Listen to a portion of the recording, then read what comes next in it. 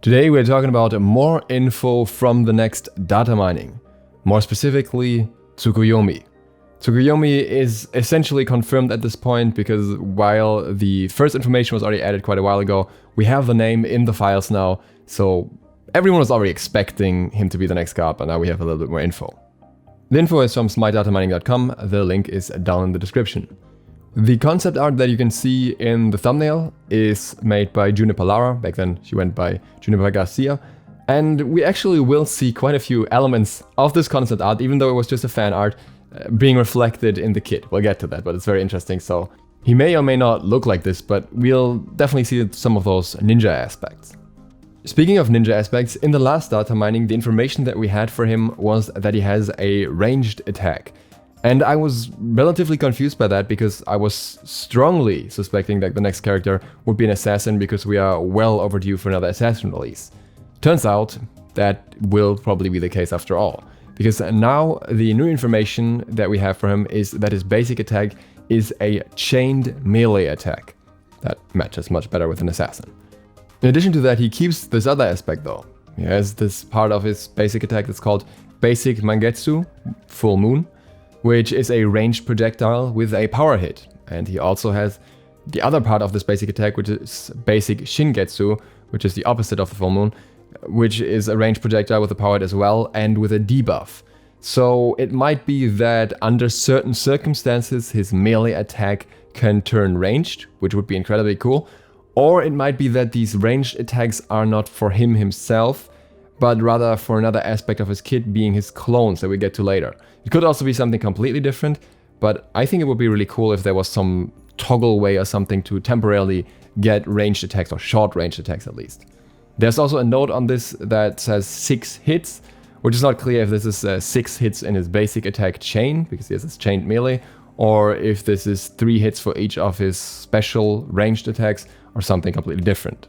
It's also going to be very interesting if these ranged attacks are actually counted as normal basic attacks. What happens to the attack chain? So chained melee usually means that there are different attack speeds within the attack chain, and that also means that some characters can use kin size better or worse because of it. And if that applies to the ranged attacks as well, that could lead to this being potentially a hybrid character, or maybe even a basic attack focused assassin. I know we don't have an actual confirmation of Tsukuyomi being an assassin, but I really can't imagine him being something else realistically based on the, well, release schedule and everything that we had over the past year. In his passive, he has multiple aspects. One is that it stacks somehow, or something stacks in the passive, and it comes with a health heal and a mana heal. So maybe if you reach a certain amount of stacks, then you will be able to heal through something. Furthermore, he has a power pool. Multiple abilities in his kit refer to this in order to be able to be fired. And this may mean that he doesn't use mana in the first place, or that he has this secondary power pool and is some sort of amplifier for abilities. When an ability is fired, or something else is fired, then it consumes 1 from this power pool. The power pool has a total of 6, and it may also be linked to the clones that we get to later in his kit. It is also somehow linked to the basic attacks, so maybe you can increase your power pool through basic attacks. The second ability and the ultimate work with this. It's not quite clear if the 1 and the 3 do. I would assume that this is just very similar to Umoja, and he basically uses this power instead of using any form of mana in the first place, though it could also be something like a combo meter that you see in World of Warcraft on rogues, and it somehow interacts with that, but I doubt that. I would think the more likely chance is that he simply doesn't use mana, and I think a no mana assassin would be a very interesting choice as well. It would decrease the value of certain commonly built items such as Transcendence or Heartseeker, but increase the value of others in comparison, like Erendite. The info that we have about his first ability so far is that it has a hit FX and a pickup FX. This is interesting because it sounds kind of like Ram's one, basically, the Astral Arrow, but I'm assuming it's going to be something very different. The projectiles of these abilities are Shuriken, and they can reach a 10 feet distance, so probably a 10 unit distance. It also comes with a cooldown reduction of 0.40%. I'm not sure if this is 40% or what this even refers to, if hitting an enemy with this reduces your cooldowns or something else.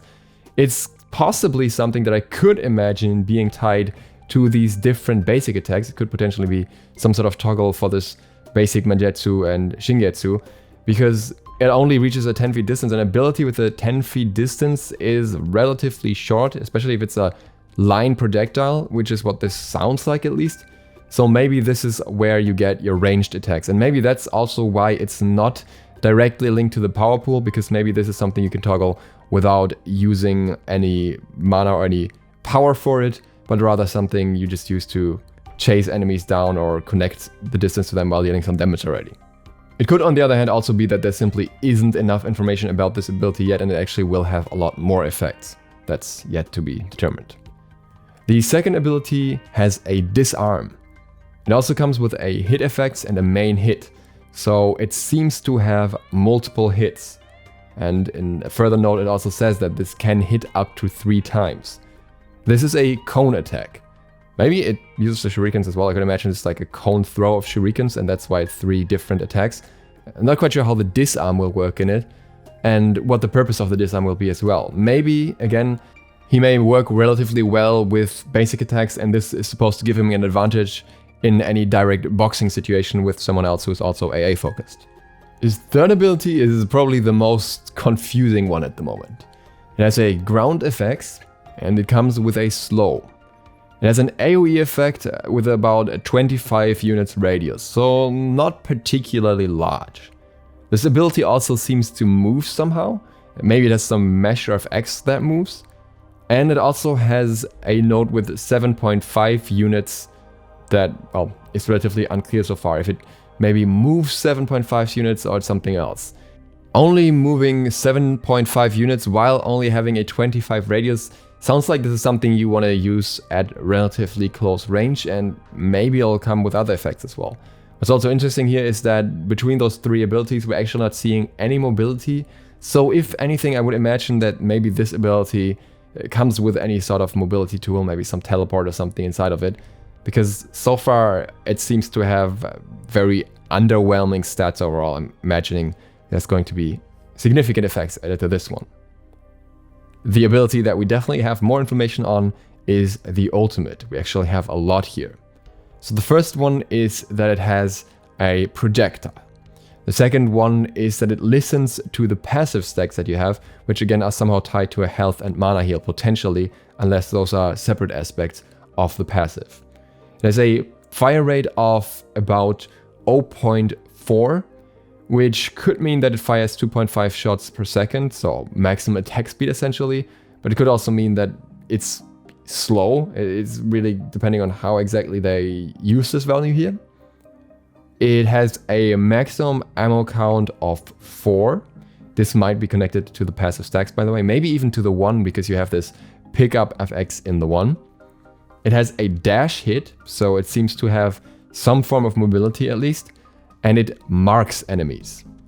Another note from the data mining here is whatever the ultimate does, it affects the enemy target list.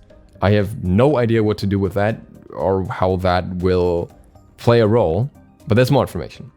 It spawns clones every 0.1 seconds, and then they persist for 0.2 seconds. So absolutely not like Set, for example, but rather a super short duration of these clones where they maybe very briefly appear to block something or to attack. But the ability does seem to spawn 6 of those clones, so maybe they surround the enemy.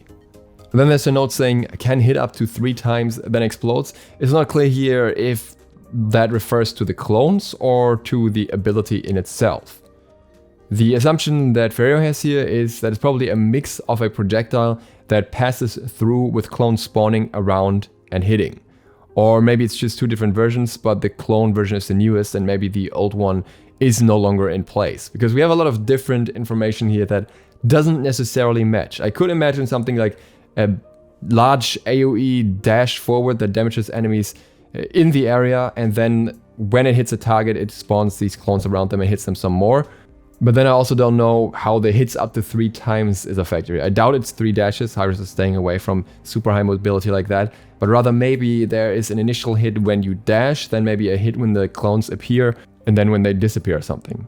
Maybe like an Athena 3, but much quicker. Either way, the overall theme here seems to be very clear. We have a lot of elements surrounding the melee and different forms of projectiles. We have the Shuriken in the kit, and we have these clones, probably some sort of shadow clones, that overall seem to very much make him a ninja. And I'm quite happy with that, because outside of skins, we don't really have a ninja in the game yet, and I think it's a good addition to the assassin roster that we have. So I'm very much looking forward to Tsukuyomi and what he can offer us. I hope he will have enough mobility though. I feel like assassins are the role where if you cut down on mobility a lot, they usually don't feel that great. As for the next god afterwards, we still don't have any information. We only have speculation so far, so that one will remain probably the biggest mystery one of the year, because there are really not that many clear guesses for him, her, it yet. There's also a new event that is called the New Moon event, which is very likely tied to Tsukuyomi's release. And that's the info that we have for today. If you want to stay updated for more Tsukuyomi info as well as other SMITE info, feel free to click the sub button and maybe the bell. Thank you very much for watching. I'll see you for the next one soon. DukeSloth out.